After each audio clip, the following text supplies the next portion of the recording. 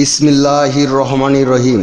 বিশ্ব আধ্যাত্মিক জ্ঞান সঞ্চার দরবার শরীফের প্রতিষ্ঠাতা আমার মুর্শিদ কেবলা গাউসুল আজম শামীম আলী চিশতির দরবার হইতে আমি শাহ আলম আপনাদের সকলকে জানাই আন্তরিক শুভেচ্ছা ও অভিনন্দন। আমার মুর্শিদ কেবলা গাউসুল আজম শামীম আলী চিশতির একটি গ্রন্থ হইতে কিছু আলোচনা নিয়ে আবারও আপনাদের সামনে হাজির হইলাম। আশা করি সকলেই ভালো আছেন এবং সকলেই মনোযোগ সহকারে শুরু থেকে শেষ পর্যন্ত আমার এই আলোচনাটি শুনবেন। আমার মুর্শিদ কেবলা গাউসুল আজম শামীম আলী চিশতি যে গ্রন্থটি লিখেছেন সেই গ্রন্থটির নাম হইলেন শরীয়তের পেট থেকে হাকিকত ও মারফাতকে উদ্ধার। এই গ্রন্থ হইতে যে আলোচনাটি আপনাদের সামনে করিব সেই আলোচনাটি হইলেন মাওলানা শব্দের অর্থ কী, মাওলানা কাহাকে বলে, এই নিয়ে কিছু তত্ত্ব আলোচনা করিব। মাওলানা শব্দের অর্থ যাহার মধ্যে জ্ঞানের পরিপূর্ণতা আছে তিনি হন মাওলানা। মাওলানা কত প্রকার এবং কোন মাওলানা আল্লাহর কাছে সম্মানী, আল্লাহর কাছে প্রিয় এবং আল্লাহর রুহানি জগতের জ্ঞান অর্জন করেছেন, আল্লাহর আধ্যাত্মিক শক্তি অর্জন করেছেন। মাওলানা দুই প্রকার।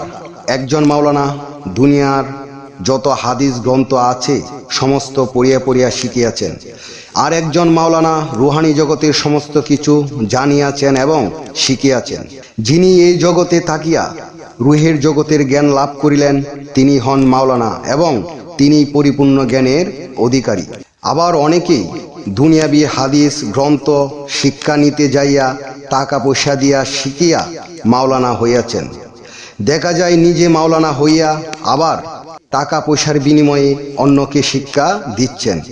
আর যাহারা রুহানি জগতের মাওলানা তাহাদের কোনো টাকা পয়সার প্রয়োজন হয় নাই এবং টাকা পয়সা ছাড়া অন্যকেও শিক্ষা দিয়ে যাচ্ছেন।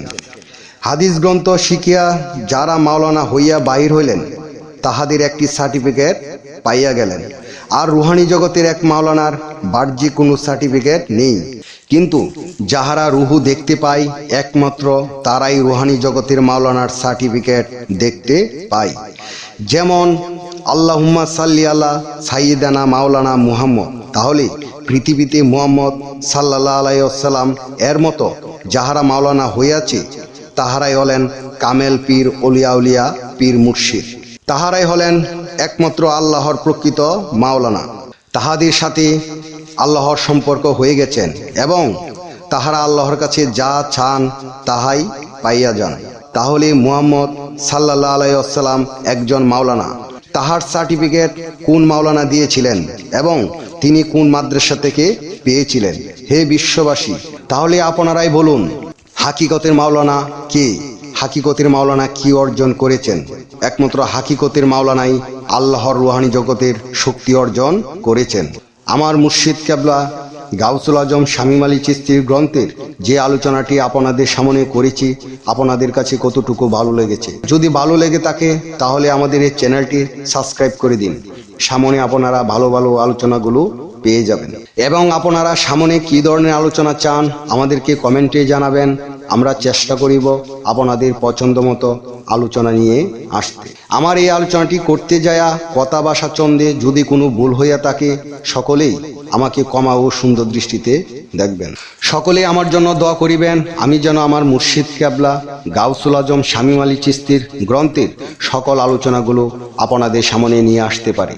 সর্বশেষে সকলের চরণে হাত রেখে একটি কথা বলতে চাই, আল্লাহ গোপনেরও গোপন। সেই গোপনকে পাইতে হলে একজন কামেল মুর্শিদের কাছে যাইয়া বায়াত গ্রহণ করে সেই গোপন ইবাদত ও গোপন সাধনার মাধ্যমে আল্লাহকে লাভ করিতে হবে। সকলেই ভালো থাকবেন, সুস্থ থাকবেন, নিজেদের প্রতি খেয়াল রাখবেন। আল্লাহ হাফেজ।